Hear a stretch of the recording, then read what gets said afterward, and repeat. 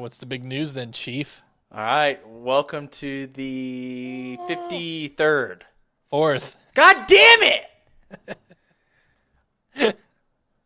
Oh, it's something funny, boy? Yeah, you never get it right.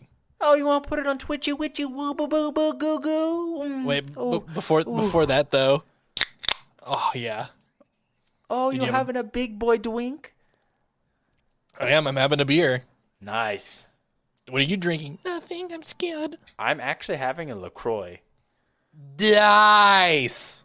Oh, I'm gonna talk shit about LaCroix. LaCroix Good. sucks. Good fucking drinks, man. They're fucking. All right, we're not. Fuck this. Turn the cast off. You like that? Yeah. All right. So what's the what's on the agenda for today? KillCam podcast now, boys. Dude, episode 54. 54. I mean, I know for the agenda, I know some. We talked about it a little bit off cast, but some more interesting Bobby Kotick, Bobby fucking shitbag, fat bitch news came out or whatever. I actually forgot about that. I'm glad you mentioned something. I'm surprised you forgot about that because that was rough. Well, I mean, let's just jump right in with that, and then other than that, we've got a few stories to talk about. Other than that, not much else. Otherwise, pretty quiet news week so far. But I didn't want us to fall too far behind. Yeah, I mean, so I know the one thing was like, all right. So everyone knows the whole Bobby Kotick thing going on, but apparently, because we kind of talked about this a little bit. How he said he's implemented these policies and the board is going to kind of hold him to that. Like the board is going to be the one that like kind of determines when shit is going good, when they deem it's like satisfactory, like the programs have worked. Well, a lot of people on the board are like his old ass longtime friends. And it's like, yeah, that's not really a good system of checks and balances when they've covered your ass before. So that's pretty. I know we kind of talked about that last time, how you said a board's job is specifically to kind of like not negate, but like they can veto, what the CEO does. Like they kind of have like power to where if the CEO is like, I want to do this, the board can be like, all right, let's slow it down for a second. Right. But with him just having like, his boys on the board, it's like, all right, well, is anything going to change then? I don't know. I'm looking at the actual listing of the board of directors right now. There's 10 of them. 2 of them are women, obviously, by definition, then 8 of them are men. Nice.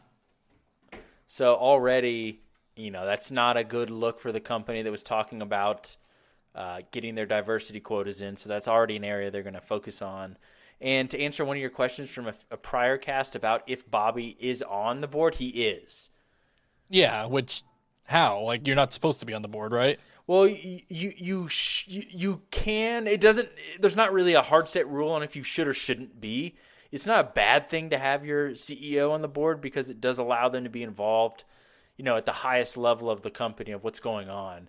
But he's not the chairman of the board. The chairman of the board is a different person. Okay. However, just looking through these people's credentials, and it's a pretty common thing that if you're like well respected in business as an overarching thing, then because you're so respected in business, you end up on a bunch of different boards. So like, for example, Bobby, the CEO of Activision, is actually on the board of Coca-Cola, for example. Jesus. So my point being is that if you scroll through the board, I'm not going to read all these people's credentials, but I mean, they're all on other boards too. If he's on the boards of Coca-Cola, like that's a massive fucking global company. Well, I mean, that's my point is that like some of these people on the Activision Blizzard board are also on the Walt Disney board. Nice. I'm just scrolling. I mean, they have MBAs from Harvard, MBAs from, Lafayette, law school, Fordham Law School, one of the best law schools, blah, blah, blah. My point being is that these are all people that run in the same circle, so to speak, quote unquote. Yeah. So yeah, Jesus just this point Christ. that I don't know what's going to happen with him, but the point I wanted to make that Stu's referencing, was that I did a little research because I remember that I had said that it wasn't necessary. It could be, but inherently it wasn't exactly an altruistic gesture for Bobby to say that he was going to take the lowest allowed pay he could take in California or something? Yeah, salary of like 62,500 or something. Right. So on the surface level, that sounds great. However, on the cast, I had made the point that that's talking about his pure salary compensation, not his stock, not his bonus, not anything else.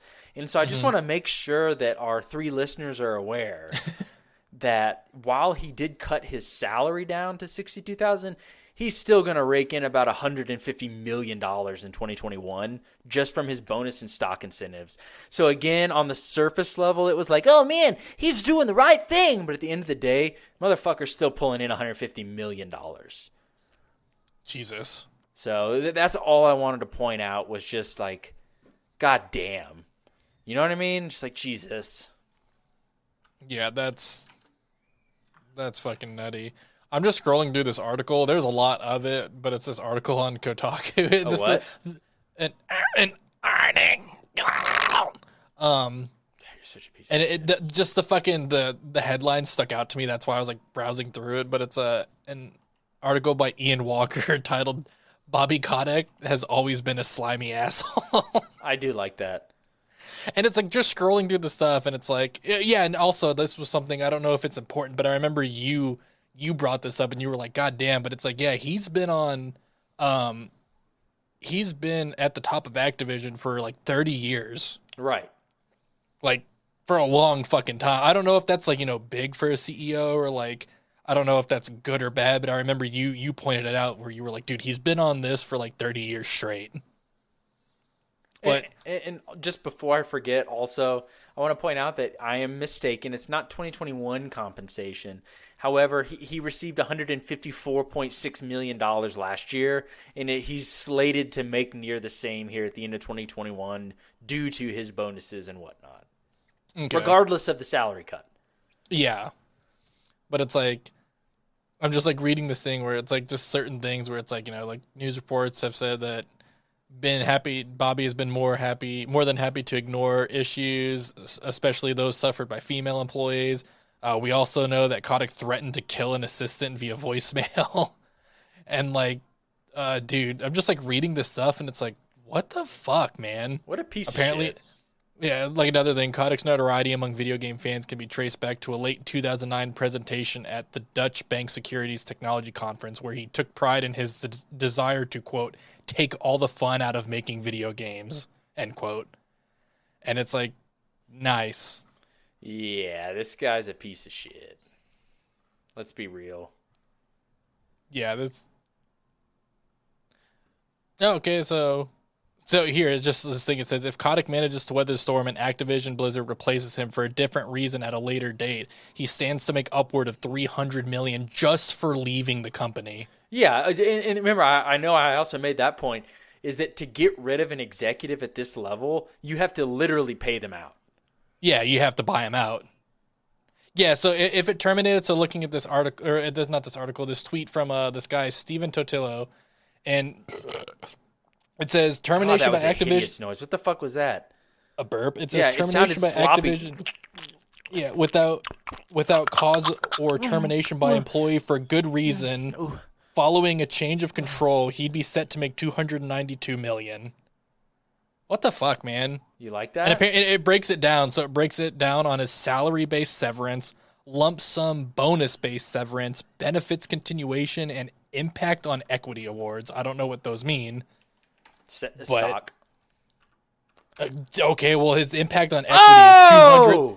It's 270 out of the 292 million. That's crazy. So I guess I just looked up his net worth, and without looking, guess. I mean, his net worth. I mean, he's got to be a billionaire. There's no way he's not. Take a guess. Fucking couple billion. $8 billion. Jesus. $8 billion. But in 2020, he was the second highest paid CEO in the country. Think about that. Against all the other companies, Walmart. So that means the only other person probably above him was Bezos. Bezos or Musk, one of them. That's insane. So yeah, we need to get this guy the fuck out of here. Like what an awesome job that this skis ball is just sitting there. taking up fucking space. God damn it. Nice. Dice. Dude, this guy sounds pretty cool. All right, I'm done talking about this fuck. Anyways, Dude. So you want some positive news? Hell yeah. I need to turn off this article because there's a lot of shit on here. Hell yeah. So you ready for this good news? Yes. Rise 2 has been greenlit. Holy shit, boys. Let's fucking go. You like that? Dude, that's way long overdue. You like that?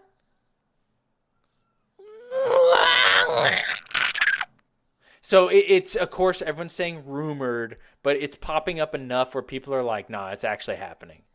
I mean, the KOTOR thing popped up forever and ever, and then look, now it's a thing. Same with like Skate, so it's like I'll take stock in that rumor. That's I'm fucking all in. So for Rise 2, if you had like a wish list or whatever of what you wanted it to be or like what you wanted it to have, like what would it have? Or I'm okay with it keeping the name Rise, but that doesn't mean it has to stay with Romans. I'd rather it change gears to like a Greek campaign. Okay. Where rather than a sword and shield, you could be part of bigger formations with, your big ass spear and be part of the phalanx and all that kind of cool stuff. Or something with barbarians would be badass. Yeah, I know you're always on like the side of barbarians. That would be kind of cool. Or even like maybe have like a double story, like maybe have like, one on each side. Right. And like I hope the only thing I at least hope they keep in is like I would love to see a co-op campaign, but it's like as long as they at least keep like the arena, maybe add up to 4 players, like I'd be so happy. Because the arena added an insane amount of replayability to that game. So all I'm going to say is that yes, it is just in a rumor. I was about to say just an article. Nice. But here's an article written by Josh Brodwell that says, will there be a Rise 2? This is from the article. Definitely, at least according to a noted insider and Xbox co-founder Nick Baker. On a recent episode of the Xbox Air podcast, Baker said that his sources all but confirmed Rise 2, a direct sequel to Rise, Son of Rome. So that means that it's going to be Roman then. I don't know if it'll be Roman, though. I think if it's a direct sequel, though, right? To me, that just means that it's going to be at some point related to the earlier story, but it doesn't have to be the same characters. Okay, yeah. Okay. It just says the original Rise, blah, blah, blah. It's likely Rise 2 will likely be limited to PC and Xbox. I mean, I'm fine with that. Dude, I mean, we'd been playing Rise, and we definitely like have talked about like, why haven't they made a second one of these yet? Right. Like, so, I understand the flaws with that game and like the parts of it where it's like, okay, I can see why, but it's like it was still a fun game. I don't give a shit. badass. Did you know what game they need to make a sequel for though? Poo-poo. What? Space Marine.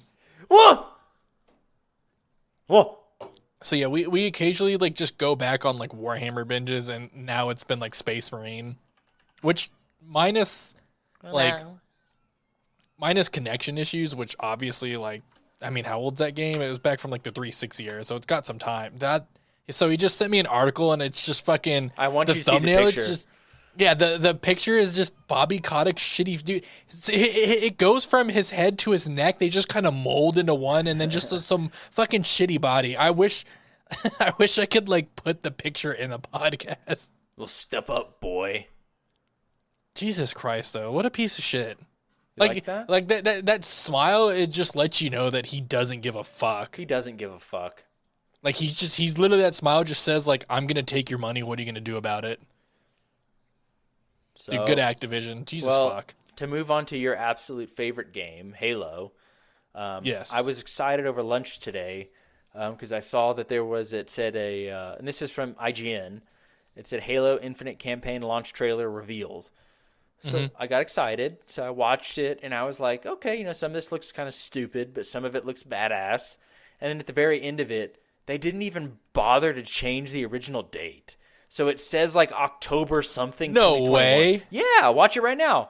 No, I'm gonna go to IGN. I never even fucking caught that. They No didn't even fucking bother to way. change the actual launch date. Hang on, I will scroll and I will read you the date because I remember seeing it over lunch and I thought I missed it, but then I was like, no, hang on, let me go back and I watched it again and sure enough, it So had. I'm Yeah, watching the go to the video end. right Go now. to the end. No, it says December 8th, 2021. Not the one I saw today at lunch. Was it the one on IGN? It was.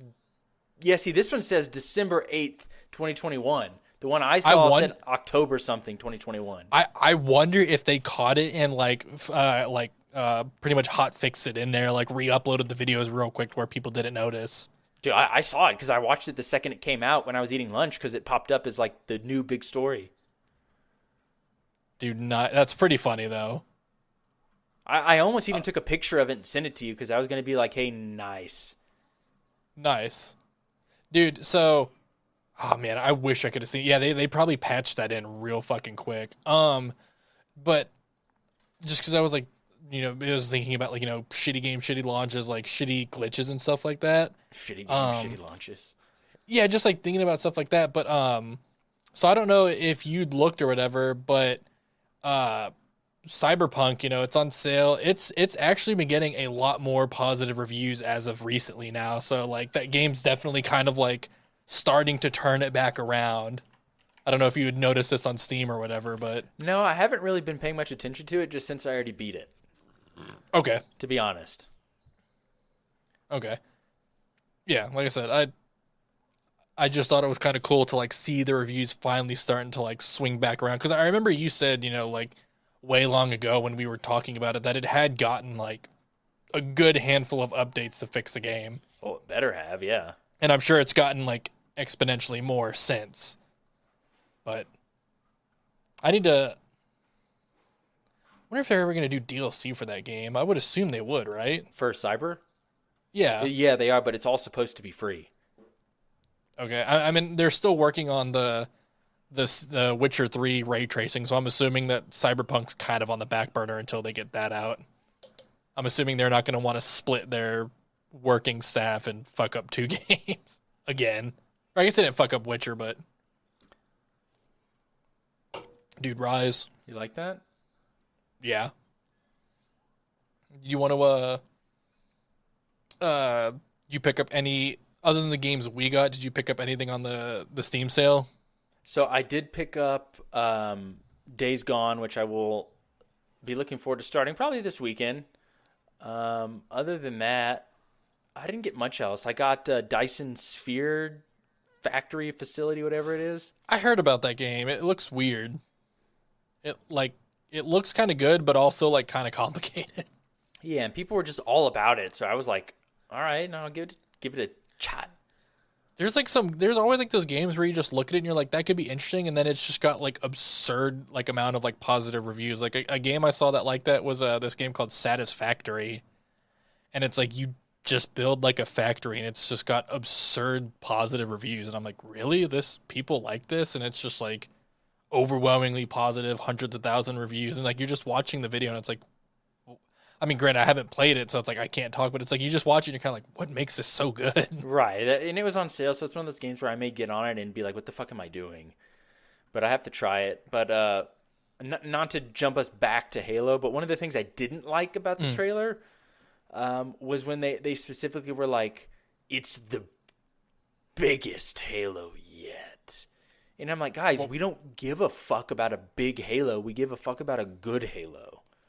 Yeah. Like, we don't give a shit. It's the biggest Halo yet. It's like, this they're isn't, just saying that this 'cause isn't it's a like an fucking open GTA world. map. This isn't a fucking Yeah. GTA map. I don't care how big it is. Just make it good. I mean, like, I'm fine if it's like a big map, but yeah, like I want the story to be like at the old Halo, like the old original trilogy. Like the story better be at like that caliber.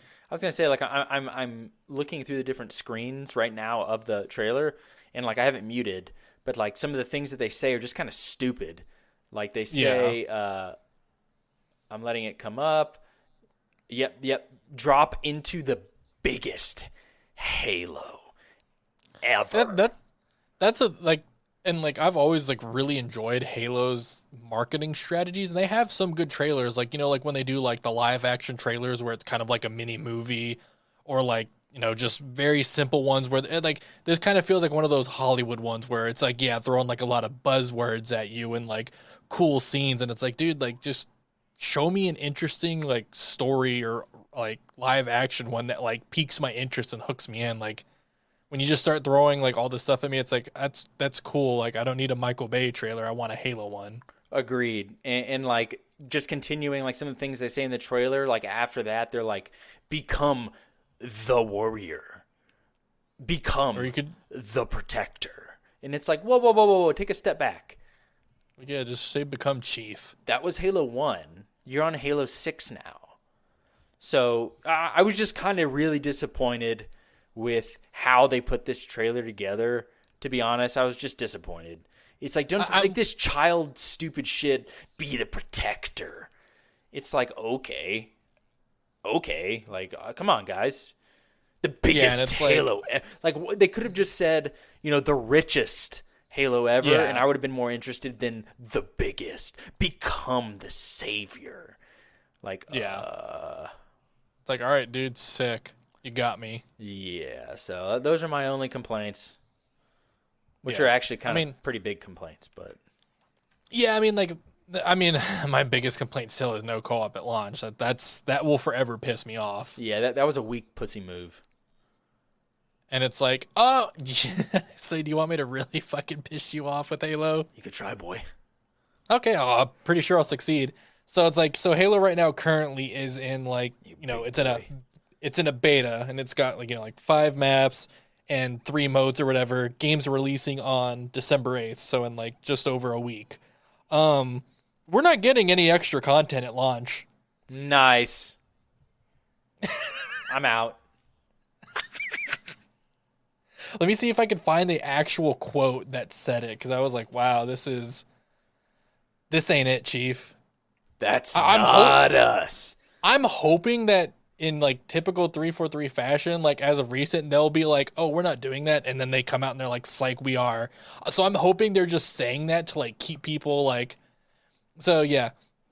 This is from like a blog or whatever, and it says, quote, our previous multiplayer technical previews, which were the flights, went a long way to battle testing our services and infrastructure, wrote Staten, I don't know. But as we prepare for a significant increase in the number of players jumping into Halo Infinite on launch day December 8th, we want to ensure our systems are good to go. While you may experience some bumps and bugs during this beta period, it does mark the official start of Halo Infinite Season 1, with all Day 1 maps and modes enabled, as well as the full Season 1 Battle Pass. You like that? Not really, because they were like, hey, this game's coming out with like 27 fucking maps and shit. And it's like, dude, 3 modes? Like, come on. This is rough. I mean, you're not wrong in that this is again, I know I always go back to this, but because it's a AAA title, because it's the flagship of the console, it's the flagship of the company. They had a blank check budget to make this game. Well, even beyond that, they're doing this like, and I'm even factoring in that the multiplayer beta for the most part has gotten pretty positive response from the community for the most part. But they're piecemeal releasing your flagship title. Like, what the fuck are you doing? Yeah, so here's a good like picture. Essentially, it's showing every Halo game and what game modes came out at launch and after launch. And Halo CE, old fucking game. It had 5 modes: Slayer, Oddball, Capture the Flag, King of the Hill, and Race. Halo 2 had 7 modes. Halo 3 had 9. Halo Reach had 12 or 13, it looks like. Halo 4 had 10. Halo 2 Anniversary had 1, 2, 3, 4, 5, 6, 7, 8, 9, 10. Halo 5 at launch had 5. And then post-launch, they added 7 more modes. Infinite has like 3. Yeah, and I will say you've got what, 15 hours? I have 45 hours. Okay. I've got 3.9. And I'd say about 25% of it is probably waiting on loading screens, to be honest. But one of the things I haven't enjoyed is that, again, to your point, the map diversity is just not there yet. It's just not Exactly. there. They all look very similar. I don't know. There's still pieces to me that I'm really struggling to verbalize how I feel about this because I don't like the piecemeal release, but what they did release for the most part was okay, but it's not enough of it. Yeah, it's a good foundation. Like it's a great foundation to build off of. Like I feel like what we have now should have been what we got in the flights. Yes. Like that should have been the flights. And then, I guess now during the beta or even at the 8th, it's like, hey, here's everything you had in the flights and a lot more now that we know what the deal is.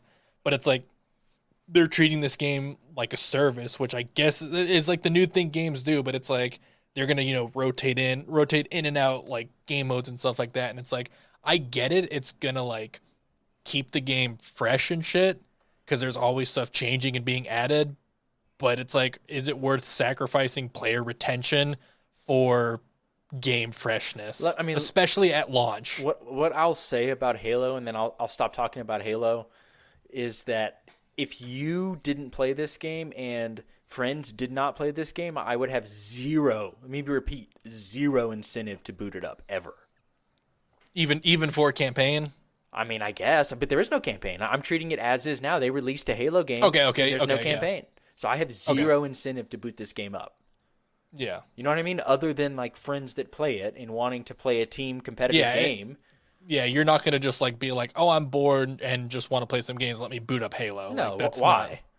Yeah. It's average. You know what I mean? It doesn't do very much, but what it does do, it does it pretty well. But that's it. Like I said, if they just like fine tune it a little bit and add some more stuff, the game's got like really good potential, but it's just if you play for like a couple hours straight, you've pretty much experienced all of it. Like you shouldn't be able to experience a whole game in 3 to 5 matches. That kind of sucks. And that's kind of where I'm at right now. Is that? Yeah, because it's like in other Halos, it's like you could be like, all right, capture the flag was cool, and like then you could go play like Slayer, and it's like some maps aren't in Slayer because some maps are like a base versus like an attack, so they're meant for capture the flag, and then some maps are better for big team, and it's just like at least there's always something. In this one, it's like cool unless you play big team. That's the only difference. Like quick play, Fiesta, and ranked, they're all on the same maps with just very slightly tweaked settings, and then big team are its own maps. So it's like I guess that's cool. There's your variety, but it's like nice. So I don't know. I have very mixed feelings on it, but that's kind of the end of what I have to say about Halo. Yeah, lots of potential. It can do good, but I'm really hoping that on December 8th they're like, hey, we were kidding. Here's a fuckload of content. Yeah, I wouldn't hold your breath, my man. What about Bobby Kotick? I mean, he could save Halo. Nice. Just get in there and like sexually harass Master Chief. He's such a piece of shit. The only other closing note I'll become the protector. Yeah, nice. Just take down Bobby. He's the boss. Become the protector. Take him down. Easy. That would be a good game. So the only other thing I was going to throw in, since I know we're getting close to time, is I did finish the campaign of Aliens Fireteam Elite. And just to set the scope of this game, if people don't remember, think of it as like Left 4 Dead style, but in the alien universe with colonial marines versus hordes of aliens. Yeah. And so my only point that I'd make is that beat the campaign with a buddy, and what everybody was hyped up about was the horde mode. Because that's what Aliens is. You fight hordes. Right. And so after you beat the campaign, you unlock horde mode. And so what I'm disappointed about is that even though the campaign is over 4 different big maps with different sections that are all totally different, it's only four campaigns with 3 sections per each, right? Right. So horde mode only has 1 map. Nice. And because this was a $40 game, I expect more than that. So okay, out of curiosity, just because you never told me, what is the map? Like where does it take place? It's just inside a ship. Okay. Is it taken from the campaign or is it a unique map? I'm sure it's from the campaign. Okay. Kind of thing. And so I'm trying to be positive that they'll release more maps. I mean, in fact, right now I'm looking at It says a new season of free content is coming on December 14th. They're releasing a new game mode, Point Defense, but I don't really know what that means. But they're releasing some other stuff, but I don't give a shit about any of this. Give me more maps. Point Defense almost sounds like it would be PvP. Yeah, I don't know what they're doing, to be honest, man. See, and like that's the thing too, is because I was like solo queuing, like I would just match up with random people online and do occasional missions. But when Spencer told me like, hey, Horde mode's just one level, like I pretty much lost the motivation. I'm like, well then why would I want to play campaign to just unlock one level? Like that kind of killed my vibe to be like, oh, I can't wait to play Horde mode. It's like, well, I guess I can now. But at the end of the campaign, since you actually beat it and got further than I did, how much more badass do the flutes get? Nice. That had to have been a glitch. I don't think so, my man. It's like quiet and there's nothing happening, and this flute player is just going to town on this instrument. Having a flute solo. I mean, the mission took like what, like 15, 20 minutes, and it was doing that the whole. My sweet Twitch. Oh, and just to like add one thing, Twitch lost one of its biggest streamers to YouTube again. Good. Yeah. You want to talk about your precious Twitchy witchy woo woo?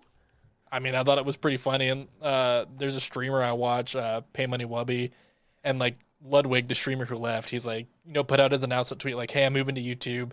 And Twitch's like Twitter responded to it, and they're like, hey, like, thank you for everything, like, congratulations on the move. And Wubby like tweeted back at Twitch, it was like, fuck you guys, you take the L on this one, y'all fucked up. And I was like, holy fuck. I like You're that. like in the top, and it's funny because Wubby's in like the top 35 like streamers on the entire platform. So him just shit talking Twitch, I was like, that's pretty funny. That's brutal. I like that.